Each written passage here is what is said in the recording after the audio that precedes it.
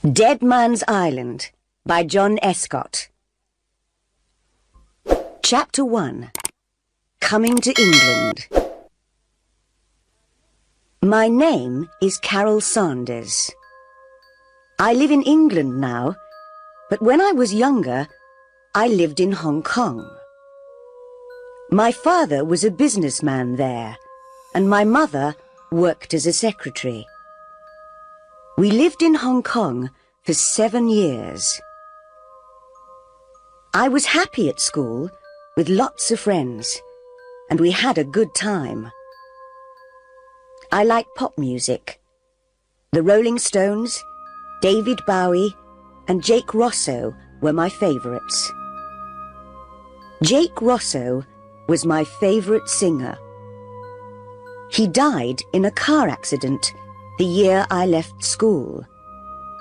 But I listened to his pop records all the time. I had hundreds of pictures and photos of him on my bedroom wall. Then one day in winter, when I was 17, things began to go wrong for me. My father went to Australia on business. I loved him very much and didn't like him going away. "Come home quickly," I always said to him. He was in Australia for 2 weeks. Then on the day of his journey home, an aeroplane from Sydney crashed into the sea just south of Hong Kong. Everybody on the plane died. I heard about the plane crash on television. At first, I did not think about my father. Then I remembered he was flying back from Sydney on that day. "Oh no," I cried. I telephoned the airport, but they did not know the names of all the passengers then. Perhaps my father didn't get that plane, I thought. Oh, please, please. My mother was at work, and I called her on the telephone. She came home quickly, and we went to the airport and waited for news. Later, we learned my father was on the plane. "It's not true," I shouted. But it was true, and I began to cry. I cried for weeks and weeks. I spent many days alone in my room. I was lonely and sad, and I wanted to die too. I stopped going out with my friends. I didn't want to see other people. I stopped listening to Jake Rosso's records and took his pictures off my bedroom wall. I didn't listen to music or watch television. Nothing mattered anymore. Then I stopped crying. I stopped feeling sad and began to feel angry. Why did it happen to him? I asked my mother. Why do the best people die? Jake Rosso, my father. I don't know, Carol, my mother said. She was unhappy too. At the time of the plane crash, I was a student at college. I enjoyed the work and college life very much. But after my father's death, I stopped doing my work at the college. I began to go out with some new friends. They were different from my other friends, and my mother didn't like them. "They're bad people, Carol," she told me. "They do dangerous things." "They're exciting," I said, "and I like them." I knew she was angry, but I didn't care. But then I learned my new friends took drugs, and I began to take drugs too. It was wrong and stupid. I know that now. But I was unhappy and angry. The police came to the college to arrest some of the students. They didn't arrest me, but I had to leave the college. It was a bad time.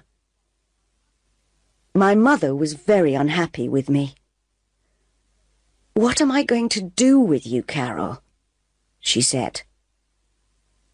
"I'm sorry," I told her. "We'll go back to England," she said. "You can find a college there. Perhaps you can be happier in England." "All right," I said. "I want to forget what's happened. I want to forget what I've done and begin a new life, be a new person."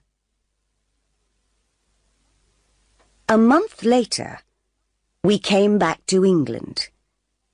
We lived in London, in a hotel. It was strange at first, with all the red buses and everybody speaking English. It was the beginning of the summer, 3 months before college began in the autumn. London was full of tourists. We looked at all the famous buildings, Buckingham Palace, the Tower of London, and we went to restaurants and theatres in the evenings. It was interesting and exciting, and I began to forget the bad times in Hong Kong. "I'm pleased we came to London," I told my mother. But after a few weeks, she said, "You need to find a college, Carol. You must go on studying. And I need a job." That evening, we looked in the newspapers. "What about this?" I said. I showed my mother a job in the newspaper. "Secretary for the summer months on a small private island in Scotland. Live with the family in a big house. Interesting work and good pay for the right person. Phone Greta Ross, telephone number 071. "Well, that sounds interesting," said my mother. "I'd like to work as a secretary on an island in Scotland. It's a beautiful country, Carol, and you can go to college there in the autumn." "And it's a place to live for the summer," I said. "Hotels are expensive." My mother telephoned Greta Ross. "Come and see me tomorrow," Greta Ross told her. "Come to the Savoy Hotel at 11 o'clock. I went to the Savoy Hotel with my mother. It was big and expensive, bigger than our hotel. Mum needs this job, I thought, and a private island in Scotland is a nice place to live. Perhaps I can forget what's happened if I go there. "Room 22, said the woman at the hotel desk. "Go on up. Mrs. Ross will see you now." Greta Ross was waiting for us. She was about 30 years old and very beautiful. She wore an expensive red dress, and her hair was very long and dark. "This is my daughter Carol," said my mother. "Hello, Carol," said Greta Ross. "Hello," I said. "Carol is 18 years old," said my mother. "Can she come with me if I get the job?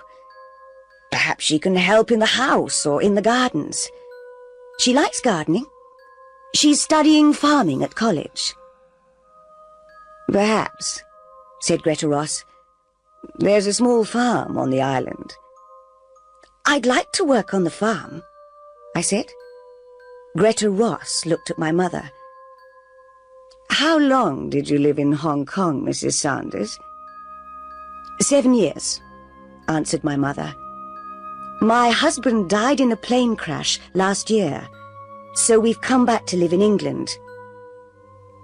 Where did you live before Hong Kong?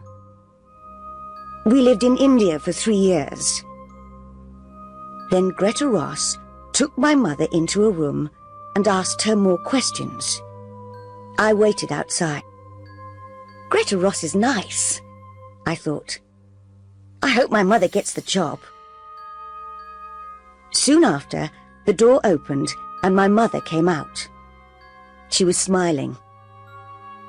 Greta Ross said, "Please wait here for a minute, Mrs. Sanders. I want to make a phone call." She went back into the room and closed the door. I was sitting on a chair near the door and I could just hear Greta Ross's voice speaking on the phone. "I think I've found someone," she was saying. "She has a daughter, but the girl can work in the garden or on the farm. Don't worry. They've been away from England for 10 years. It'll be all right, I tell you. Don't worry." After a few minutes, Greta Ross put down the phone and came out of the room. "You've got the job," she told my mother. My mother was pleased. "Thank you," she replied. I was pleased too, but now I was worried about that phone call. I didn't understand it. Chapter 2. The Island. We went to Scotland the next day, first by plane, then by train. Greta Ross travelled with us. I looked out of the train window and saw fields and villages and mountains. Mum is right, I thought. Scotland is a very beautiful place. "You're going to be my husband's secretary," Greta Ross told my mother. "He's a businessman, but he never leaves the island. He does all his work by telephone and letter and computer. He invests money in companies all over the world." "Do many people live on the island?" I asked. "Not many," said Greta Ross. "You'll meet them soon." Greta Ross is young, I thought. Is her husband young too? How can a young man buy an island? Is he very rich? After the train, we went on Mr. Ross's boat, which took us out to the island. The boatman was a young man. He had dark hair and was brown from the sun. "This is Tony," said Greta Ross. "He works for Mr. Ross." "Hi," said Tony. Soon we were near the island. I could see the beaches and the cliffs. The boat slowed down. "There are dangerous rocks round the island," explained Tony. "A lot of them are under the water, and you can't see them. I have to be careful. But the rocks keep other boats away, and that pleases Mr. Ross." "Why?" I asked. Tony looked at Greta Ross, but she wasn't listening. "Mr. Ross doesn't like visitors to the island," Tony said in a quiet voice. Then Greta Ross looked at us, and Tony said no more. Why doesn't Mr. Ross like visitors? I thought. Has he something to hide? When we arrived on the island, my mother and I followed Greta up to the house. It was very big, and there were trees all around it. A woman was waiting inside the house. "This is Mrs. Duncan, Tony's mother," said Greta. "She's the housekeeper, and her husband is the gardener." Mrs. Duncan will take you up to your rooms. I'm going to tell Mr. Ross you've arrived. The housekeeper was a little woman with short hair. She went up the stairs, and my mother and I went after her. My room was next to my mother's. I looked out of the window and saw the gardens at the back of the house. A man was working in the garden near some trees. Is that Mr. Duncan? I thought. I looked between the trees and saw the sea. It's a beautiful house and a beautiful island. That evening, we had dinner with Mr. and Mrs. Duncan and Tony. We ate in the big kitchen. What happened to Mr. Ross's last secretary? Asked my mother. She's in hospital, replied Mrs. Duncan. She's going to be away all summer. Isn't Mrs. Ross lonely here? I said. No, said Mrs. Duncan. She likes painting a lot. She has a room upstairs and goes there to paint. She's very good. Sometimes she goes to different places on the island to paint pictures. We finished eating our meal. Soon after, Greta Ross came into the kitchen. Mr. Ross wants to see you and your daughter now, Mrs. Saunders, she said.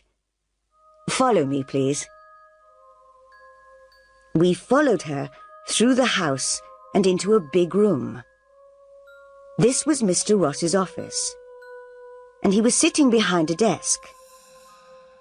I was surprised. He was a young man, about 30. He had a moustache, short dark hair, and he wore glasses. Mr. Ross was speaking into the telephone. Who does he look like? I thought. Is it Tony Duncan? Mr. Ross is talking to a business friend in New York, said Greta. Please sit down. While we waited, I looked around the office. There were 3 telephones, a computer, and lots of books and papers. There was another door, and I could see a smaller room next to the office. There was a smaller desk and another computer in there. Mr. Ross finished speaking on the phone, then looked carefully at my mother and me. For a few seconds, he didn't speak and just watched us. Then he said, I'm pleased to meet you, Mrs. Saunders. I need some help with my work. My secretary is in hospital, and there's a lot of work to do. Sometimes you'll have to work late at night because of time differences in New York and Tokyo. Is that all right? Yes, that's all right, said my mother. Can you use a computer? Yes. Good. He looked at me. Is this your daughter? Yes, this is Carol, said my mother. Hello, I said. Greta says you like gardening. There's a big garden here, so you can help Mr. Duncan. And there's a farm. Dan and Stella Parks live in the farmhouse and work on the farm. You can help them too. We have some animals. Some sheep, a few cows and chickens. And there's a horse called Smoke. He's grey, like his name. Can you ride? Yes, I said. I can ride a horse. You can ride Smoke around the island, if you like. I'd like that, I said. Thank you. And we grow vegetables and fruit, he said. I work on the farm sometimes. I enjoy it. I smiled at him, but he didn't smile back. Carol will enjoy working on the farm, said my mother. Won't you, Carol? Yes, I said. Mr. Ross looks sad, I thought. But how did he get all his money? And why does he hide away on an island? Chapter 3. The Photograph. I worked in the garden for the first 2 days. The weather was hot and sunny. I liked working with Mr. Duncan, and he was pleased with my work. "You're a good gardener," he said. "I've always liked gardening," I said, "but I'm studying at college to be a farmer." Sometimes I saw Greta Ross. She likes to be alone, I thought. Once or twice, I saw Greta go out with her painting things. She went up on the hills or down to the beach. Mr. Duncan took me to the farm, and I met Dan and Stella Parks. They were very friendly. "You can work on the farm for the next 3 days," said Dan Parks. "Mr. Duncan says you're a good gardener. Are you a good farmer too?" I smiled at him. "I am," I said. He smiled back. So I worked on the farm with Mr. and Mrs. Parks. They were nice people. I helped with the cows and the chickens and went up on the hills with Mr. Parks and his dog to look at the sheep.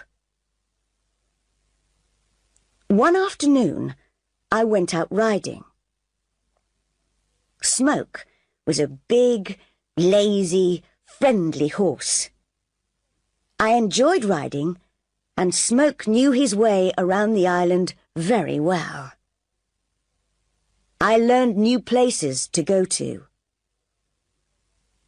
I rode along the cliff top and then in between some trees. When we came out of the trees, I saw the house from the other side. I tried to find the window of my room.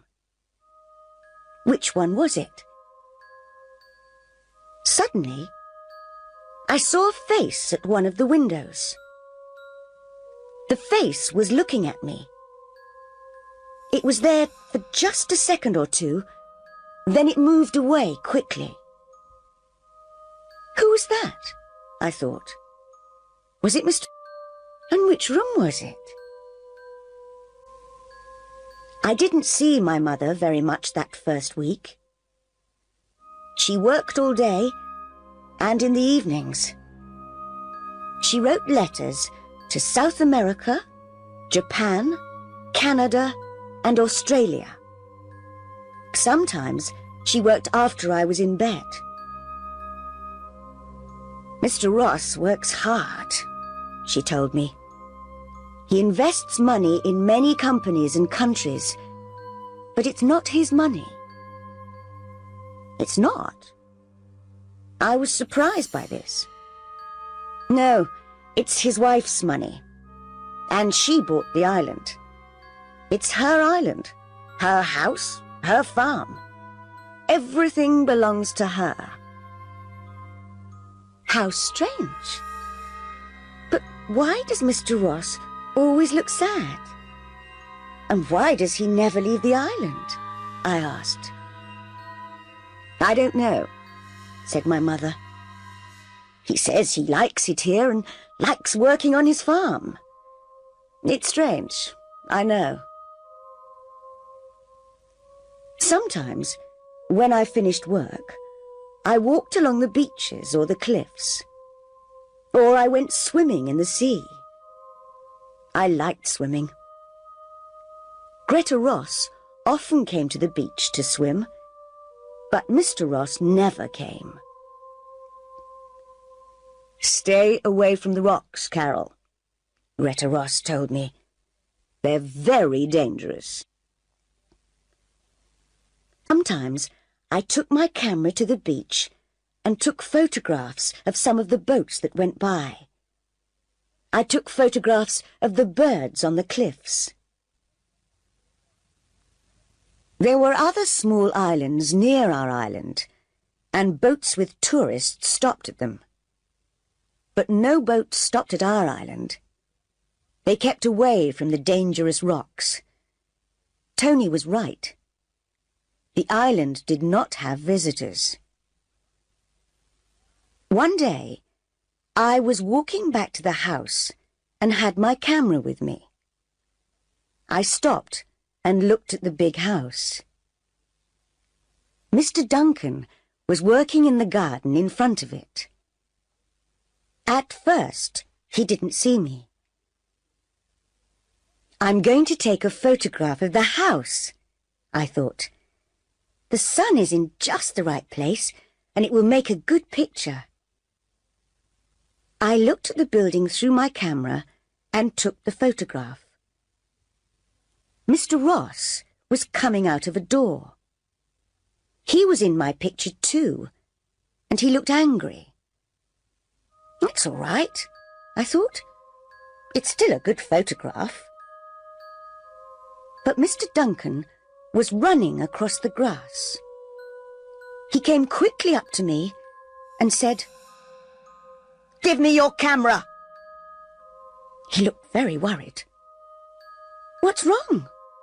I asked in surprise. I gave him the camera. "Never take photographs of Mr. Ross," he said. And then he opened the back of my camera and took out the film. "Hey, what are you doing?" I said. "You'll spoil my film." But he didn't stop. "Sorry," he said, and he put the film into his pocket. "But no pictures of Mr. Ross. He doesn't like people to take pictures of him." Mr. Ross was watching us. He saw the camera, and he saw Mr. Duncan take out the film. But he said nothing. Then he turned and went back into the house. Later, I told my mother about Mr. Duncan and the camera. "He spoiled my film," I said. "I don't understand," she said. "Why did he do that?" "I don't know," I said. "But there's something strange about Mr. Ross." About a week later, I finished work early one day and came back to the house. My mother was working in her small room next to Mr. Ross's office. Mrs. Duncan was in the kitchen. Greta Ross was painting in her room upstairs. I went to my room and began reading a book. I was sitting beside the window.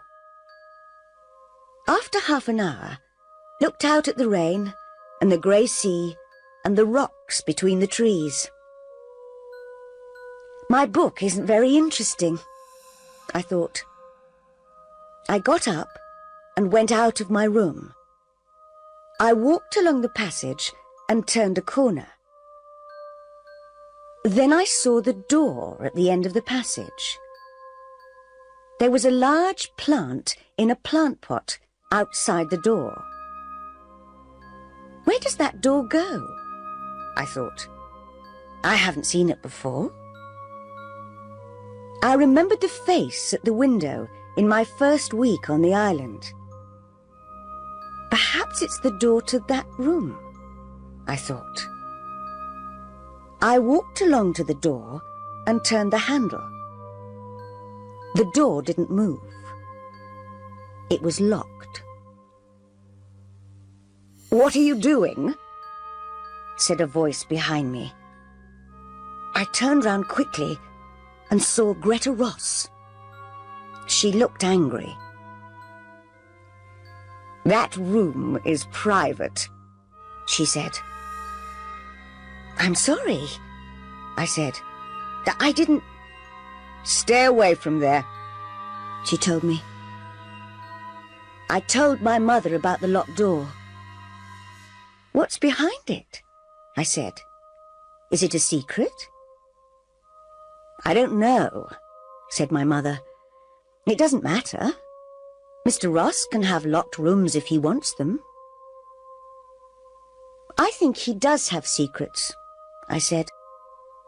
"There's something strange about him. There's something strange about this island. Somebody isn't telling us something. Something important." My mother laughed. "Stop playing detective, Carol," she said. Chapter 4, The Locked Room. 2 days later, there was a storm in the middle of the night. I was hot and I couldn't sleep. I got out of bed, went across to the window, and looked out at the night. Black clouds hurried across the sky, and the trees moved wildly in the wind. The rain made a loud noise on the window. I opened my window and put my head out into the wind and the rain. I looked at the other windows in the house. Most of them were dark, but one window had a light in it. Somebody isn't sleeping, I thought. Which room is that? There were 6 windows between my window and the room with the light. And there are 6 doors between my room and the locked door, I thought. That light is in the locked room. Somebody's in there. I put on my dressing gown and went out of my room. The house was dark, and at first I couldn't see very well. I walked along the passage and turned the corner. There it was, the locked room, and there was a light under the door. I went nearer and heard noises. Somebody's moving about in the locked room, I thought. Who is it? Then the light went off and the door opened. I was afraid to move. Somebody came out of the room and into the dark passage. Lightning suddenly lit up the house, and I saw who it was. It's Mr. Ross, I thought. What was he doing in that room in the middle of the night? I didn't move, and he didn't see me. He locked the door of the room carefully. He didn't put the key in his pocket, but hid it in the plant pot next to the door. He's coming along here, I thought. I must get back to my room. And I ran back along the passage. Mr. Ross heard me. "Who's that?" he called. I didn't answer, but ran into my room and closed the door. He came along the passage and stopped outside my door. Then he walked past and went on down the stairs. I took off my dressing gown and went back to bed. I was shaking because I was afraid.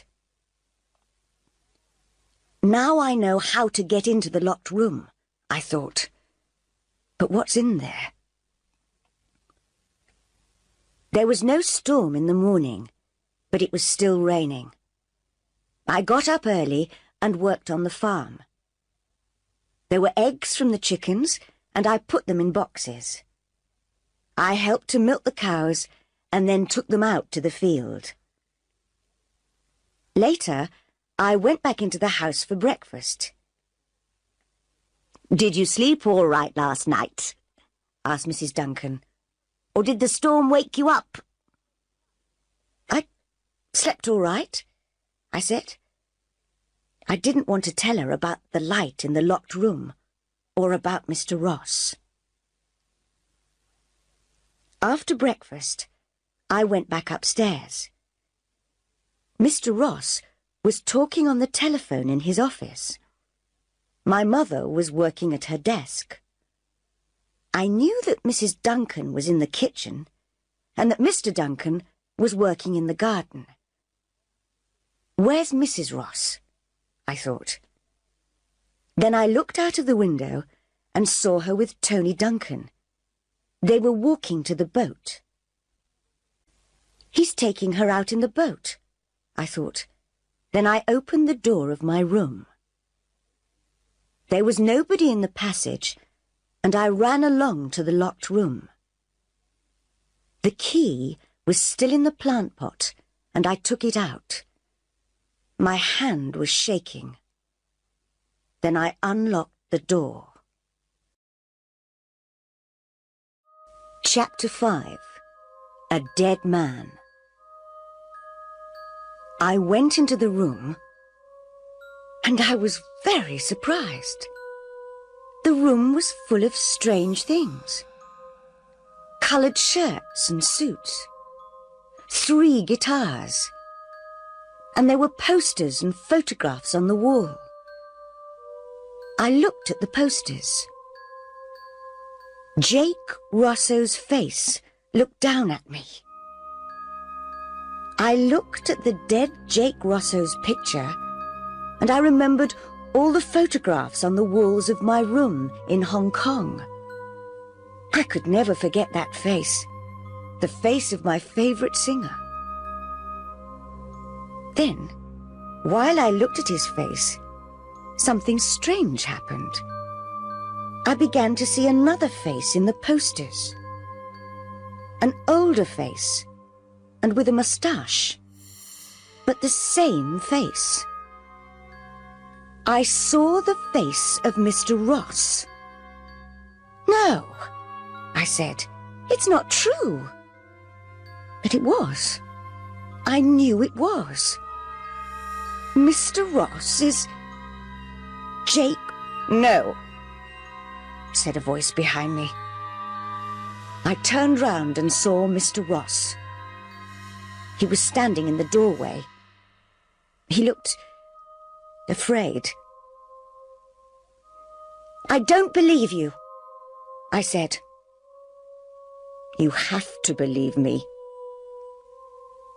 I looked at the posters. "Who is that, if it's not you?" "It's Jake Rosso. He was my brother." "That's not true," I shouted. "I don't believe you." "Listen, Jake Rosso was my favourite singer. I had hundreds of photos of him. I still have all his records. I loved him. Do you understand? Thousands of people loved him." "He's dead," Mr. Ross said quietly. "No!" I shouted. "You're Jake Rosso. You look different now, yes. You've got short hair. You've got a moustache now, and you wear glasses. But you're Jake Rosso. You were my favourite pop star, so I know." Mr. Ross said nothing and watched my face. He doesn't know what to do, I thought. He knows I don't believe him, and he's afraid. Then he said, "It was you in the passage last night, wasn't it?" "Yes," I answered. He looked angry. "I was wrong to give your mother a job," he said.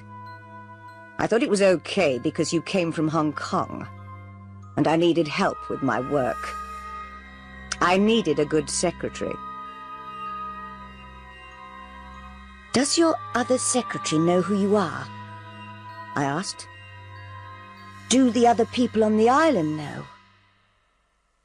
Mr. Ross didn't answer, but walked across to the window. He was thinking. What's he going to do?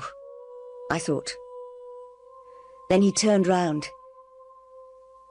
Okay, you're right. I am Jake Rosso. I knew it! He looked worried and unhappy. Can you keep a secret? A very important secret. I thought for a minute, then I said, yes, I can keep a secret. Then he told me. The other people on this island are my family. Your family? I said. Yes. My real name is James Duncan, and Mr. and Mrs. Duncan are my father and mother. Tony is my younger brother, and his wife Lisa is my secretary. It's she who's in hospital. But what are you doing here on this island? I don't understand. I'll tell you, he said. He sat down on a chair and took a guitar in his hands, but he didn't play it. You were right. I was a famous pop star. I was very rich, and I had a beautiful wife. But things went wrong. How? I took drugs, he said. I drank a lot of alcohol. I got drunk and crashed cars. I did stupid, terrible things. I knew it was wrong, but I couldn't stop doing it. I was crazy for a time. I can understand that, I told him. I've taken drugs too. He looked surprised. You have? Yes, I said. After my father died, I was very unhappy, and things went wrong for me too. But go on with your story. He went on. One night, I was driving my car. I was drunk. And I hit somebody. A young girl. She died. I killed her. Oh, no. Yes, he said. She was 15 years old. I wanted to die too. The money didn't matter anymore. Nothing mattered anymore. What did you do after the accident? I asked. I drove on in the car. I didn't stop, and I didn't tell the police. I had killed someone, and I was afraid. He looked afraid now. He put the guitar down and went on with his story. So I made a plan. Jake Rosso had to die too. It was the best thing to do. And so I killed him. But you're still alive. My family know I'm alive, but no other people know. He looked at me. But now you know. How did you do it? I asked. I told my family about my plan, and I told Greta, my wife. At first they didn't like it, but after a long time, they said okay. Then I faked the car crash. Faked it? Yes, he said. I put some of my things in the car, a guitar and some clothes. Then I pushed my car over a cliff and burned it. The police found the burned car and thought I was dead. Everybody thought I was killed in the car crash. But you faked the crash, I said. Yes. What did you do then? My family hid me away for months. I tried to change into a different person. Shorter hair, a moustache, quiet suits. All my money went to Greta, and she changed her name to Ross. I told her to buy this island. Now I invest her money, the money that was mine. And now I'm James Ross. What about Jake Rosso? I asked. Jake Rosso took drugs, he said. Jake Rosso got drunk and crashed cars. He killed a young girl, so he had to die. I can never forget the girl. I think about her every day. And that's why you always look so sad, I thought. I looked around the room. Why do you keep a room like this? Why do you keep the guitars, the posters and photographs? James Ross did not speak for a minute. Then he said, I need to remember my old life and what Jake Rosso was like. I'm never going to sing again, and I'm never going to take drugs. But I need this room to remember. I looked at the posters and the photographs, and I looked at his sad face. I'm not going to say anything. I won't tell my mother. I won't tell anybody. James Ross looked at me. I think you understand, he said. I do, I said. I've done bad things. I want to forget them too. I needed to get away, to hide too. That's why we came to England, to begin a new life. Yes, I understand. He took my hand, and we walked out of the room and closed the door. I never went into the room again, and I didn't tell anybody. My mother and I left the island at the end of the summer. Soon after, I went to college. My life is better now. I work on a farm in England, and my mother works in an office. My mother doesn't worry about me because I'm happier now. I haven't been back to the island, but I know there's a dead man living there.